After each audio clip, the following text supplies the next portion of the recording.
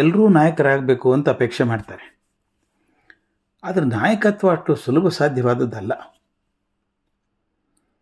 ಕೆಲವು ನಮಗೆ ಯಾವುದೋ ನಾಯಕತ್ವ ಯಾವುದೋ ಕಾರಣಕ್ಕೆ ಸಿಕ್ಕಿಬಿಡುತ್ತೆ.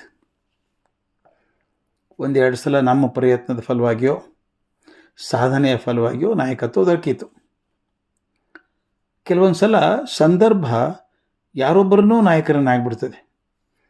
ಕಲ್ಪನೆ ಇರೋರಿಗೆ ಆಗ್ತೀವಿ ಅಂತ ಆ ಸಂದರ್ಭದಲ್ಲಿ ಅವ್ರ ಮೇಲೆ ಬಂದುಬಿಡ್ತಾರೆ, ನಾಯಕತ್ವ ದೊರಕಿಬಿಡ್ತದೆ. ಕೆಲವೊಂದು ಸಲ ಮನೆತನದ ಹೆಸರು, ತಂದೆ ತಾಯಿಯರ ಸ್ಥಾನಮಾನ, ಹಣ ಅವರನ್ನು ನಾಯಕ ಸ್ಥಾನಕ್ಕೆ ತಂದು ಕೂಡಿಸುತ್ತೆ. ಜನ ನಾಯಕರ ಸ್ಥಾನಕ್ಕೇನು ಬಂದುಬಿಡ್ತಾರೆ, ಆದ ನಂತರ ಅದನ್ನು ನಿಭಾಯಿಸೋದು ಎಷ್ಟು ಕಷ್ಟದ ಕೆಲಸ ಅನ್ನೋದು ಅರ್ಥ ಆಗುತ್ತೆ. ಸಮರ್ಥ ನಾಯಕನಾಗಬೇಕು ಅಂತ ಅನ್ನೋನು ತನ್ನ ವೈಯಕ್ತಿಕ ಆಸೆ ಆಕಾಂಕ್ಷೆಗಳಿಗೆ, ತನ್ನ ಪರಿವಾರದವರ ಸಂತುಷ್ಟಿಗೆ ತಿಲಾಂಜಲಿ ಕೊಡಬೇಕಾಗ್ತದೆ. ಅಧಿಕಾರ ತಾನಾಗಿ ಕೊಡುವಂಥ ದರ್ಪವನ್ನು ಮೆಟ್ಟಿ ನಿಲ್ಲಬೇಕಾಗ್ತದೆ. ಹಿಂದಿಯಲ್ಲಿ ಹೇಳ್ತಾ ಇದ್ರು, ಕುರ್ಚಿ ಸಿಖಾತಾಯ ಅಂತ. ಕುರ್ಚಿ ತಾನೇ ಕಲಿಸುತ್ತೆ ಅಂತ. ದರ್ಪನೂ ಕಲಿಸ್ಬಿಡುತ್ತೆ ಒಂದೊಂದು ಸಲ. ಅದನ್ನು ಮೆಟ್ಟಿ ನಿಲ್ಲಬೇಕಾಗ್ತದೆ. ಕೆಲವೊಂದು ಸಲ ಸಹಾಯ ಮಾಡೋಕ್ಕಾಗದೇ ಇದ್ದಾಗ ತನ್ನ ಜನರ ಅಭಿಮಾನಿಗಳ ನಿಷ್ಠುರ ತಾಳ್ಕೋಬೇಕಾಗತ್ತೆ. ಏನ್ರಿ ಅಧಿಕಾರದಲ್ಲಿದ್ದರೆ ಏನು ಮಾಡಲಿಲ್ಲ ನೀವು ಅಂತಾರೆ. ಅದು ಸರಿ ಇದ್ದರೆ ಮಾಡ್ಬೋದು, ಇದ್ರ ಮಾಡೋಕ್ಕಾಗದೇ ಹೋದಾಗ ಅಧಿಕಾರದಿತ್ತು ಮಾಡಲಿಲ್ಲ ಅಂತ ನಿಷ್ಠುರ ಮಾಡ್ತಾರೆ. ಈ ಸೆಳೆತಗಳಿಂದ ಪಾರಾಗಲಾರದವನು ನಾಯಕತ್ವದ ಭಾರದಿಂದ ಕುಸಿತಾನೆ, ಅಶಕ್ತನಾಗ್ತಾನೆ. ತನ್ನ ಸುತ್ತಲಿನ ಜನ ಹೇಗೆ ಎಳಿತಾರೋ ಹಾಗೆ ಹಿಗ್ಗಿ ಕುಗ್ಗಿ ಸ್ವಂತಿಕೆ ಇಲ್ಲದೆ ಪ್ರಖರತೆಯನ್ನು ಕಳ್ಕೊಂಡು ಸ್ಥಾನ ಕಳ್ಕೊಂಡು ಮರೆಯಾಗಿ ಹೋಗ್ಬಿಡ್ತಾನೆ. ಇದೆಲ್ಲವನ್ನು ಚಿಂತೆ ಮಾಡ್ತಿರ್ಬೇಕಾದ್ರೆ ನನಗೆ ನೆನಪಾದದ್ದು ಗಾಂಧೀಜಿ. ಸಂವಿಧಾನಾತ್ಮಕವಾದಂಥ ಯಾವುದೇ ಅಧಿಕಾರವನ್ನು ಹೊಂದದೆ ಕೊನೆವರೆಗೂ ನಾಯಕರಾಗಿದ್ದವರವರು. ಅರ್ಥ ಮಾಡ್ಕೋಬೇಕು. ಯಾವುದೋ ಒಂದು ಹುದ್ದೆ ಇಲ್ಲ ಅವರಿಗೆ, ಯಾವ ಹುದ್ದೆಯೂ ಇಲ್ಲ, ಪಕ್ಷದಲ್ಲಿಲ್ಲ, ಸರ್ಕಾರದಲ್ಲಿಲ್ಲ, ಎಲ್ಲೂ ಇಲ್ಲ.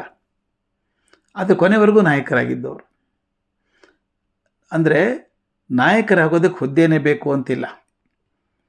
ನೀವು ನಾಯಕತ್ವ ಗುಣ ಇದ್ದರೆ ಎಲ್ಲಿದ್ದರೂ ನಾಯಕರಾಗ್ತೀರಿ. ಅವರೊಮ್ಮೆ ರೈಲಲ್ಲಿ ಪ್ರವಾಸ ಮಾಡ್ತಿದ್ರು. ಅವ್ರ ಹಿಂಬಾಲಕರು ಅನೇಕರು ಅವ್ರ ಜೊತೆಗೆ ಎದ್ದದನ್ನು ಕಂಡರು. ಟಿಕೆಟ್ ಅಧಿಕಾರಿಯನ್ನು ಕರೆದು, ಎಲ್ಲರೂ ಟಿಕೆಟ್ ಪರೀಕ್ಷೆ ಮಾಡಿದ್ದೀರಾ ಅಂತ ಕೇಳಿದರು.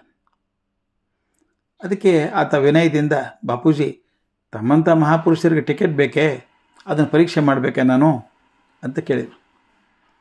ಗಾಂಧೀಜಿ ಹುಬ್ಬು ಗಂಟೆಗೆ ಇಟ್ಕೊಂಡು, ನಾ ಮಹಾಪುರುಷನೇನಪ್ಪ, ಮಹಾಪುರುಷನ ಟಿಕೆಟ್ ತೊಗೋಬಾರ್ದು ಅಂತ ಯಾವ ರೈಲ್ವೆ ನಿಯಮದಲ್ಲಿದೆ ನೋಡಿ, ತೋರಿಸಿ ನನಗೆ.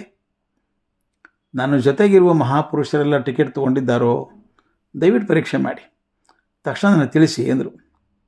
ಅಧಿಕಾರಿ ಪೆಚ್ಚಾದ, ಪರೀಕ್ಷೆ ಮಾಡಿದ. ಗಾಂಧೀಜಿ ಮತ್ತು ಇನ್ನಿಬ್ಬರನ್ನು ಬಿಟ್ಟರೆ ಉಳಿದವ್ರು ಯಾರೂ ಟಿಕೆಟ್ ತೊಗೊಂಡಿರಲಿಲ್ಲ. ಆತ ಮಹಾತ್ಮರಿಗೆ ವಿಷಯ ತಿಳಿಸ್ದ. ತಕ್ಷಣ ಗಾಂಧೀಜಿ, ಇವರಿಗೆಲ್ಲ ಟಿಕೆಟ್ ಕೊಡಿ ಮತ್ತು ಈವರೆಗೂ ಟಿಕೆಟ್ ತೆಗೆದುಕೊಳ್ಳದೆ ಹೋದದ್ದಕ್ಕೆ ದಂಡ ಹಾಕಿ ಎಂದರು. ಎಲ್ರಿಗೂ ದಂಡ ಕಟ್ಟಿಸಿ ಪ್ರಯಾಣ ಬೆಳೆಸಿದರು. ಗಾಂಧೀಜಿ ಅಧಿಕಾರಿನ ಕರೆದು ಹೇಳಿದರು, ನೋಡಿ, ಮತ್ತೊಮ್ಮೆ ಹೀಗೆ ಮಾಡಬೇಡಿ. ಎಷ್ಟು ದೊಡ್ಡ ವ್ಯಕ್ತಿಯಾಗಿರಲಿ ಅವನು, ಎಷ್ಟು ದೊಡ್ಡ ವ್ಯಕ್ತಿಯಾಗಿರಲಿ, ಆತ ಸರ್ಕಾರದ ವ್ಯವಸ್ಥೆಗಿಂತ ದೊಡ್ಡವನಲ್ಲ. ಜವಾಬ್ದಾರಿ ಇರೋರೇ ಕಾನೂನನ್ನು ಮೀರಿದಾಗ ಉಳಿದವ್ರಿಗೆ ಕಾನೂನನ್ನು ಪಾಲಿಸಿ ಅಂತ ಹೇಳೋ ನೈತಿಕ ಶಕ್ತಿ ಕಳ್ಕೊಂಡ್ಬಿಡ್ತಾರಲ್ವಾ ಅಂತ ಹೇಳಿದರು. ಇದು ಬಹಳ ಮುಖ್ಯ. ಇದು ಜವಾಬ್ದಾರಿಯಲ್ಲಿರುವವರೇ ಕಾನೂನನ್ನು ಮೀರಿದರೆ ಉಳಿದವರಿಗೆ ಕಾನೂನು ಪಾಲಿಸಿ ಅಂತ ಹೇಗೆ ಹೇಳ್ಬೋದು? ಗಾಂಧೀಜಿ ವರ್ಧಾ ಆಶ್ರಮದಲ್ಲಿದ್ದಾಗ ಒಮ್ಮೆ ವಿಶ್ವವಿದ್ಯಾಲಯದ ಪ್ರಾಧ್ಯಾಪಕರೊಬ್ಬರು ಸಂದರ್ಶನಕ್ಕಾಗಿ ಹೋದರು. ಅವ್ರ ಸಮಯ 11 ಗಂಟೆಗೆ ಅಂತ ನಿಗದಿಯಾಗಿತ್ತು. ಅವ್ರ ಆಶ್ರಮದಲ್ಲಿ ಕಾಲಿಟ್ಟಾಗ 10:45. ಅಲ್ಲಿ ಯಾರೋ ತಲೆಗೊಂದು ಬಟ್ಟೆ ಕಟ್ಕೊಂಡು ಕಸ ಗುಡಿಸ್ತಾ ಇದ್ರು. ಪ್ರಾಧ್ಯಾಪಕರು ಕೇಳಿದರು, ಗಾಂಧಿಯವರು ಇದ್ದಾರೇನಪ್ಪ? ಅವ್ರು ದಯವಿಟ್ಟು ಹೋಗಿ ನಾನು ಬಂದಿದ್ದೇನೆ ಅಂತ ಹೇಳಿ. ಆಗ ಕಸ ಗುಡಿಸಿದ್ದವ ಹೇಳ್ದ, ನಿಮ್ಮ ಸಂದರ್ಶನ 11 ಗಂಟೆಗೆ ಅಲ್ವಾ, ಚಿಂತೆ ಮಾಡಬೇಡಿ, ಒಳಗೆ ಹೋಗಿ ಕೂತೀರಿ, ಅವ್ರು ಬರ್ತಾರೆ ಅಂಥೇಳಿ ಕೆಲಸ ಮಾಡಿದರು. 11 ಗಂಟೆಗೆ ತಮ್ಮ ಮುಂದೆ ಬಂದಂಥ ವ್ಯಕ್ತಿಯನ್ನು ನೋಡಿ ಗಾಬರಿ ಆದರು ಪ್ರಾಧ್ಯಾಪಕರು. ಆಗಲೇ ಕಸ ಗುಡಿಸ್ತಿದ್ದೇನೆ ಗಾಂಧೀಜಿ ಆಗಿದ್ದರು. ಅವನ ಮುಖದಲ್ಲಿದ್ದಂಥ ಗಲಿಬಿಲಿಯನ್ನು ಕಂಡು ಗಾಂಧೀಜಿ ಹೇಳಿದರು, ನೋಡಿ ಸ್ವಾಮಿ, ಇದು ನಮ್ಮ ಆಶ್ರಮ, ಇಲ್ಲಿ ಯಾವ ಕೆಲಸವೂ ಕೇಳಲ್ಲ, ಅದು ನಾನು ಮಾಡಲೇಬೇಕು, ಶ್ರದ್ಧೆಯಿಂದ ಮಾಡಬೇಕು ಅಂದರು. ಇದು ಆಶ್ಚರ್ಯ ಆಯಿತು ಅಧ್ಯಾಪಕನಿಗೆ. ಗಾಂಧೀಜಿಯ ಸಮಯ ಪ್ರಜ್ಞೆ ಮತ್ತು ಸಣ್ಣ ಪುಟ್ಟ ಕೆಲಸಗಳಿಗೂ ಅವರು ತೋರ್ತಿದ್ದಂಥ ಗೌರವ, ಆ ಶ್ರದ್ಧೆ ಅಂಥದ್ದು. ನಾಯಕತ್ವ ಹೇಗಿರಬೇಕು, ಹೇಗಿದ್ದರೆ ಒಳ್ಳೆಯದು ಅನ್ನೋದಕ್ಕೆ ಒಂದು ಮಾದರಿ ಗಾಂಧೀಜಿಯವರು.